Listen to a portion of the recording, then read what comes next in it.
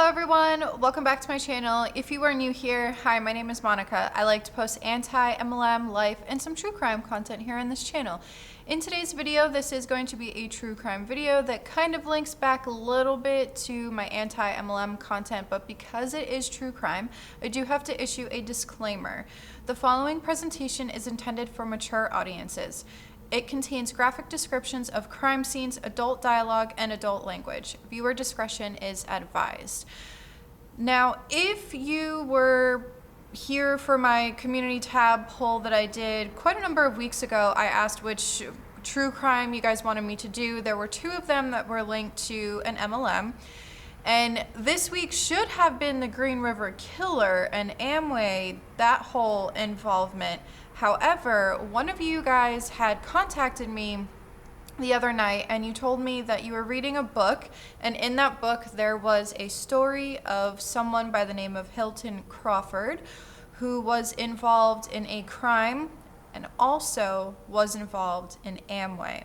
Hey guys, Editing Monica here. Sorry, forgot to issue the other disclaimer that this video is just for, I guess you can say, educational information, opinion-based, all that kind of stuff. This is just me reporting on very public information about this particular case, but I did just want to throw that in there because your girl doesn't want to get sued. But anyway, let's get back to the video. I'm going to be going over kind of an introduction, and then I'm also going to go over the crime, how he's tied to Amway or was tied to Amway, and we'll kind of go over everything in this case. So without further ado, let's just get into the video. Hilton Crawford was born on March 14th of 1939. He had multiple different jobs throughout his life. He also had a few different businesses that he had. And so let's just kind of go over a few of those things. He was a police officer in Beaumont, Texas for 3 years. And then he would also be a deputy in Jefferson County for 15 years. He also was a candidate to become sheriff in the 1970s. However, he was running against his superior or his boss, which his name was Sheriff Culbertson. While he was running to become sheriff, there were a lot of rumors and a lot of accusations that were coming out saying that the campaign was funded by the mafia. Hilton Crawford obviously did not like that, and he retaliated, and he tried to say that his opponents were coming up with this so that they could defeat him in this campaign, which in turn eventually Crawford would not be elected as the sheriff, and his superior, or Sheriff Culbertson, would continue to be sheriff for several years after that. Let's move on to some of Hilton's businesses. There was talk that he had an Italian restaurant. He also had a business, it was a security guard business because he had been in law enforcement for so long. However, because of this, and there was something that I found that had to do that he had some kind of gambling debts, but I couldn't really find a good source to back that up, and none of the other sources that I had said that, so I'm not sure if that's just a rumor or if it is actually factual, so take that as you will.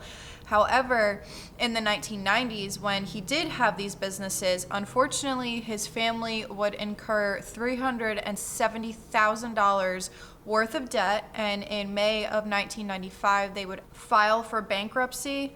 And this is where Amway comes in.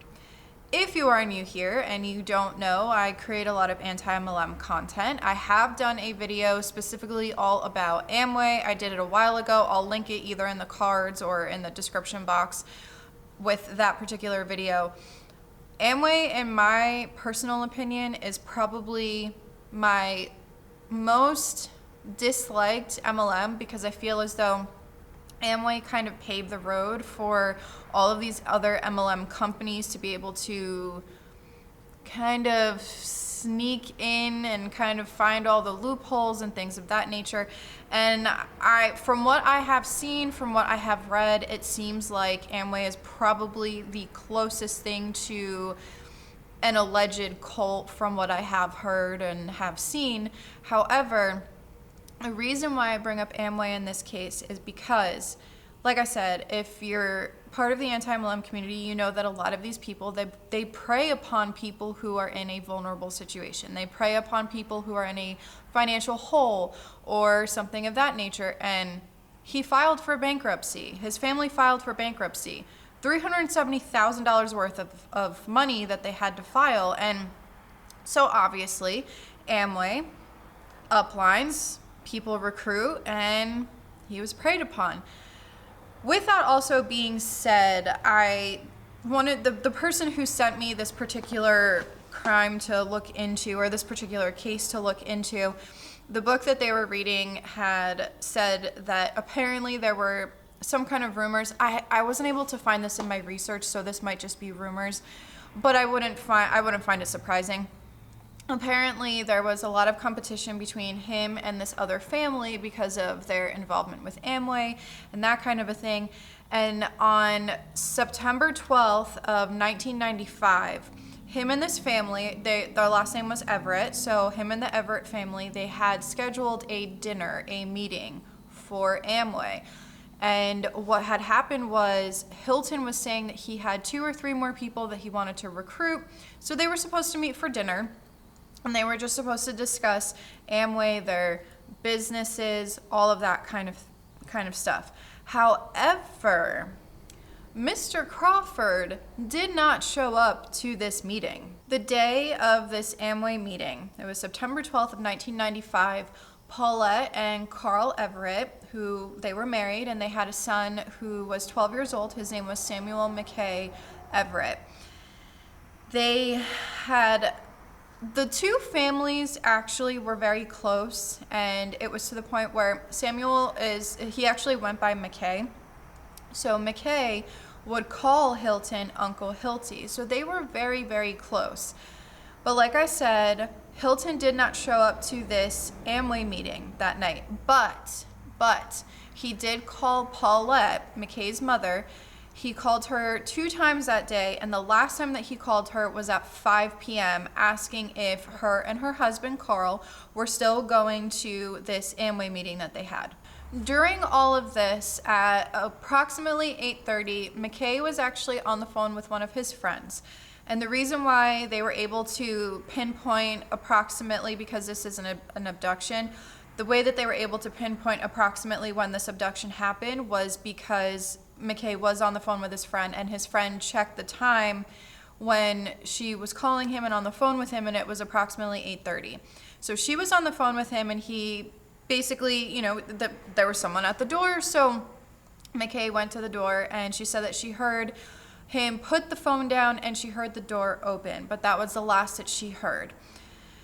Now, to back up just a little bit, there was a neighbor who was named Bill Kahn. I don't know if I'm saying that properly, but we're just going to say Bill Kahn. He had been taking out his garbage that night, and he saw this car pull into the driveway of the Everett's home. There was no sound of disturbance, there was no yelling, no nothing like that, which obviously there would not have been because McKay was very close to Hilton Crawford. And like I said, he called him Uncle Hilty, so he wouldn't have thought of anything. And so the neighbor was walking back up the driveway to go grab some more garbage that he was putting out in front of his house. And he said that he didn't think anything of it until this car that pulled up into the driveway just sped off really fast, and that's when he was actually able to take down the make and model of the car, and that's how they were able to start to link this back to Hilton Crawford. But before we get to that portion of the video, when the Amway meeting was over, Carl had called his house several times to get in contact with McKay just to see how he was doing, and he wasn't picking up. So Carl had a concern about this because he should have picked up. He didn't know what happened. So Carl had told his wife Paulette that he was going to leave her there while she goes ahead and finishes up talking to everybody, and that he was going to drive home. They were about 10 minutes away from home. He was going to drive home and just check on McKay, just make sure that he was fine. Well, obviously McKay was not fine. When Carl pulls up to his home, the door was wide open, and that was the first just sign that something was wrong. He walked into the house. McKay was nowhere to be found. It didn't look like there was a struggle of any kind. And so as soon as he walks in, a few seconds later, the phone rings. And there's a woman on the phone and she says, "We've got your son."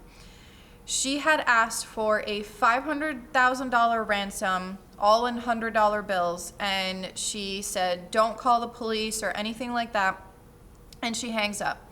So, of course, Carl, he called the police, and then after that, he ended up calling his wife, and obviously everyone was looking. The police came, and they were able to question the neighbor. The neighbor said, "I saw this kind of a car and it had this emblem on it, but I couldn't take down the plate or anything like that, but this is just what it looked like." So here's where they start to be able to connect it to Hilton Crawford.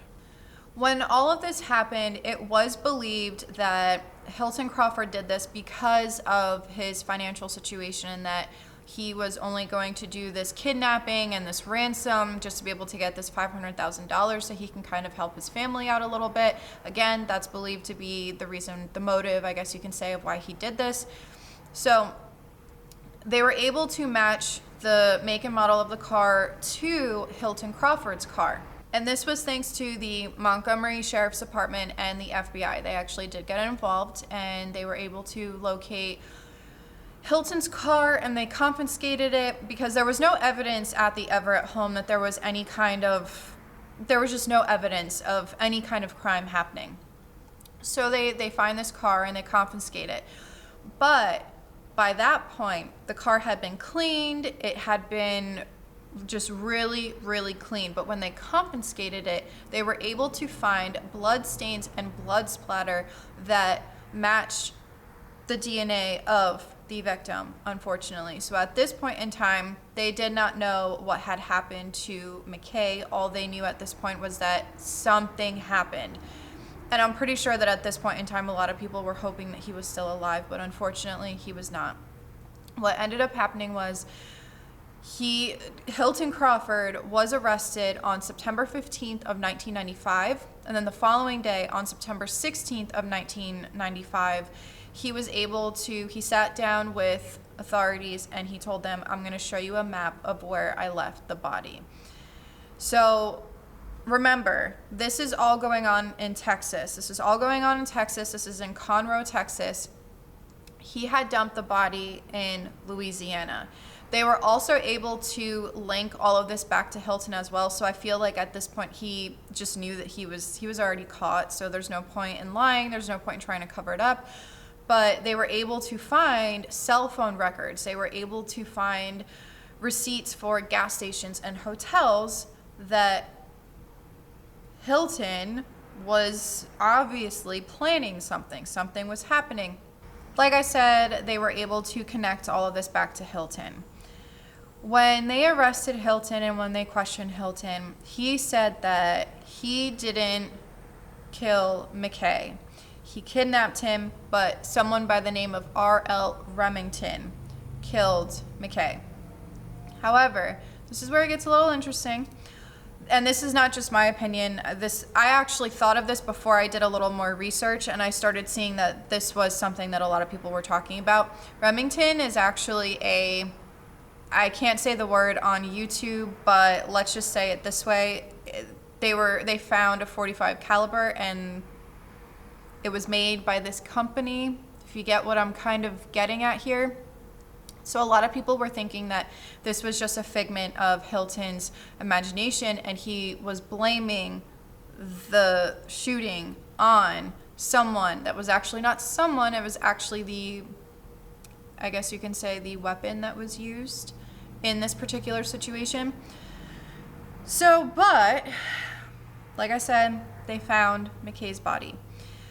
Because of the extensive decomposition of the body, they were not able to find the exact way that this boy died, but they were able to agree on that it was either possibly blunt force trauma to the head or the gunshot wound, or it was a combination of the two. They could not figure out what was the actual cause of death, unfortunately.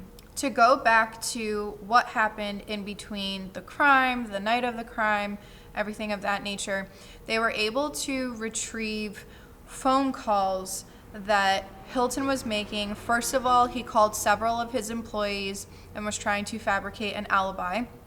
He also made 3 phone calls to a woman named Irene Flores, which she would also later be convicted, and we'll go over that a little bit later, but she was the one that called about the ransom. And then he also made phone calls to someone named Billy Allen. The reason why Billy Allen is kind of, actually he's not kind of, he's really significant in this case, is because after all of this had happened, he went to Billy Allen, and Billy Allen was somehow convinced by Hilton. He gave all this information to authorities, but he was somehow convinced by Hilton to help him clean the car. He took out the liner of the trunk and he disposed of it. On top of that as well, Billy Allen he agreed to hold on to various different items that Hilton had given him, which included a blood-stained .45 caliber. With all that being said, we are going to talk about Irene in a few minutes, but just to let you guys know what ended up happening in this case was on July 19th of 1996, Hilton was found guilty of capital murder, and on July 24th of 1996, he was sentenced to death. At the age of 64, on July 2nd of 2003, Hilton Crawford was executed by lethal injection. All the way up until the end of his life, he kept on talking about how he wasn't the one that shot the gun, that R.L. Remington was the one that shot the gun. They were never able to find anybody that matched the description or anything like that Hilton was talking about. So I do think I'll agree with a lot of the people that were speculating this, and I mean, it's because it's never been proven because he never said that this was what it was, but I do think that it was a figment of his imagination and he was trying to get away with what he did. But it doesn't end there.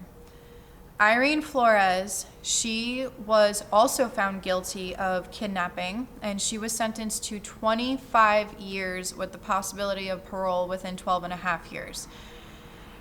She stated that she didn't know that McKay was going to die. She didn't know that that was the ultimate, I don't even know how to word it, that was going to be what happened. She thought that she was just calling for a ransom. She thought that she was just calling so that Hilton could get some kind of money out of this, which doesn't make it any better. She shouldn't have even done it, even just to help him to get money. Either way, it's wrong. So for her to try to downplay it and say, well, I didn't know that he was going to get hurt, it doesn't matter. You shouldn't have done that to begin with, in my opinion. That's just my opinion. However, she, like I said, was sentenced. But back in 2018, there was an article that I was reading that said that she was going to be released early. The mother of McKay said that this woman, she's just as guilty as Hilton because this woman could have tried to step in. She could have tried to not let this happen, and that the mother believes that this woman is just as guilty as Hilton. And she also said that she thinks that this woman, Irene Flores, should have served her full 25 years, which I agree with. I think that she should have served her entire 25 years. I don't think that she should have been released early. Is she just as guilty as Hilton? Honestly, I don't really have a comment on that, because if she is telling the truth that she didn't know that McKay was going to be murdered, if she is telling the truth on that, then she might have just thought that maybe this was just him trying to get money, or maybe that this was some kind of a joke. I'm not trying to defend her, because she should, like I said, she should not have done that to begin with. But I do think she should have served her entire 25 years. I don't think that she should have gotten let out early. Unfortunately for Paulette, McKay's mother, it got worse before it got better. She has said that she still doesn't have peace for what happened to McKay, which is understandable. I can't even imagine. I'm not a mother, but I cannot imagine what Paulette and what Carl, because he was the father, I can't imagine what it feels like to even go through that. And in my opinion, a parent should never have to bury their child. And I also think that what happened was just disgusting because McKay, he trusted Hilton. He called him Uncle Hilty. He trusted this man. But back to what I was saying about Paulette, unfortunately, with everything that had happened, she suffered from a stroke. She also suffered from a mental and physical breakdown. And because of all of this, her marriage to Carl ended in divorce. She would later have to undergo rage therapy. And after 3 years of undergoing therapy, Paulette was finally able to kind of not necessarily get back to normal, but she was able to start living life again. She went back to teaching because she was an elementary school teacher, and she was also able to remarry again. So obviously now her name is not Paulette Everett. Paulette would also later go on to start the McKay Foundation, which is a foundation that she's trying to raise awareness and educate children and parents on possible harm that can happen to their children. And honestly, this case, whenever I look into cases that have to do with children, in my opinion, there is a certain kind of evil that comes from a person to be able to hurt a child, because these children, they're innocent children. They don't know. I mean, in this case, they were almost like family. And this poor boy, he trusted this man, and he went on to hurt him in such a horrible, horrible way. And so I do just want to send my respects to the family, and, you know, I hope that McKay is resting in peace. And, you know, that's just my final thoughts on that. But if we want to go over a little bit, I know that it's a little morbid to go from that to discussing something else. But if we want to discuss some of the anti-MLM stuff to this, I mean, Amway, like I said in the beginning, I did a video on Amway, but MLMs, they target. These people were the perfect target. Hilton Crawford was the perfect target for Amway. He was in a financial hole, and the fact that he used an Amway meeting to be able to abduct his friend's child and then later murder that child, to me, when this case was brought up to me, I had never heard of this case before, and once I started looking into it a little bit more, it's so sad. And I guess with all that being said, if you have watched up to here, thank you so much for watching. And I know that this is a really tough subject to cover. I think what I'm going to do is my next true crime, I think, is going to be the Green River Killer and Amway and that kind of connection. I already talked about it in my community tab, so I did kind of give it away as to how he's even connected to it, but I still want to do it because I still kind of want to go over the Green River Killer and everything that had happened. But anyway, if you have watched up to here, thank you so much for watching, and I'll see you guys next time. This is Monica reporting to you live from a highway. Bye.